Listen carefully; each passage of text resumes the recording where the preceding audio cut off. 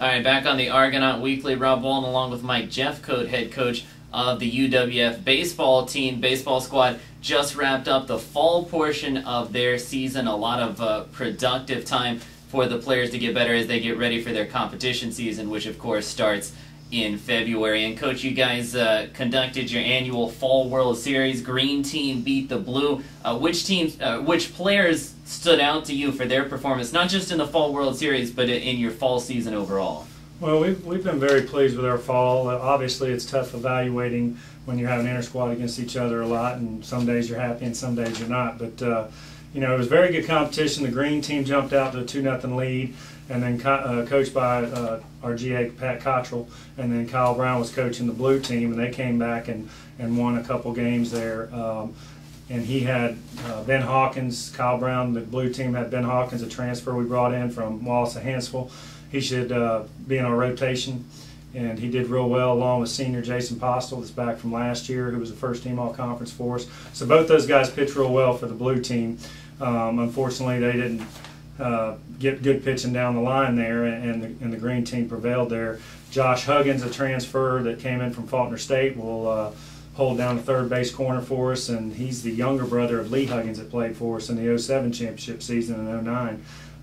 And Huggins really swung the bat well, along with our designated hitter, senior Zach Taylor. He had a great World Series. The biggest thing with the fall I've been real impressed with is our depth and our work ethic. The guys have really responded and gotten after it hard. I think our pitching depth is going to be very good. We've got some guys that can play multiple positions.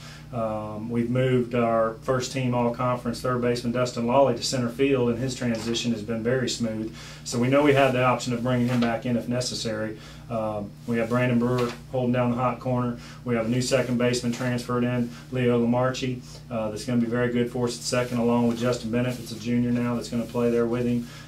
We have some guys that can play first base that are going to mix in over there for playing time. Kenny Stalls, a transfer from Central Florida Community College, along with a couple other guys, Dominic, and some guys that can play some different positions. So, you know, we had 38 guys out there in the fall, so there was a lot of evaluating.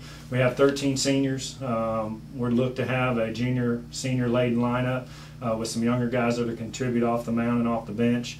So, you know, we're looking for some big things. How important is the fall season overall? I mean, obviously you don't play any competitive games. It's all inter-squad, a lot of drills, a lot of weights, a lot of conditioning. How important is it for the guys to approach it that it's just as serious as the spring and that they can gain just as much from the fall as they can from anything they do during the spring? Well, from a team perspective and from a chemistry perspective, it's huge, because what you're trying to do is get the new guys to understand the history of the program, the tradition we're trying to build and building, the new guys to help integrate those and be the older guys to help integrate that and be leaders.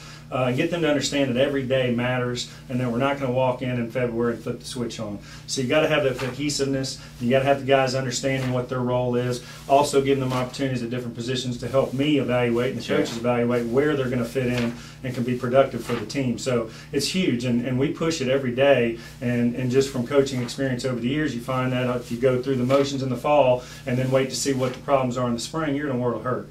So if there's days we got to be tough on them in the fall, we do. And you know, we don't try to sugarcoat it, and we want them to understand how tough it is to play in the GSC. And a lot of times you have very good players that you're able to get in here that are junior college transfers that maybe should have gone D1 but didn't get their grades right or what have you. And you have to get them to understand the Gulf South Conference and Division II baseball is very tough, and there's no easy games. And we play a tough schedule, and our #1 goal for our program is to eventually host a regional. Sure. And you know, most of the teams, I think 50 to 75% of the teams that host a regional are the ones that win it and go to a World Series. Sure. That's our ultimate goal. So we'd like to do that not only for our program but for the university, and be able to see that atmosphere here at UWF and play at our home park, which we think is one of the best in the country. And you guys were a regional participant last year, went 2-0. What are the things that that hopefully you improved on in the fall, and as you get to the spring, adjustments that you guys need to make and improvements that you need to make to make your regional stay a little bit longer and hopefully make it a World Series trip this year? There was a three-prong approach, I think, that we evaluated that were our issues going into the regional. One,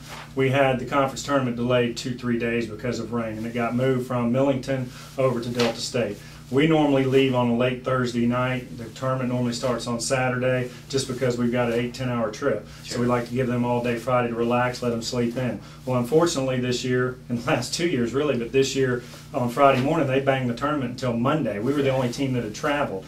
We had to be evacuated on Saturday because of the flooding in Millington, go on to Delta State. Long story short, we were in a hotel about 8 days going to the 4th day of the tournament, and we only had about a 3-day turnaround and went to the regional, and I just thought we didn't have a lot of energy. The second thing is we relied on a lot of our top 5 pitching because we didn't have quite the depth I thought we were going to have, or it didn't pan out.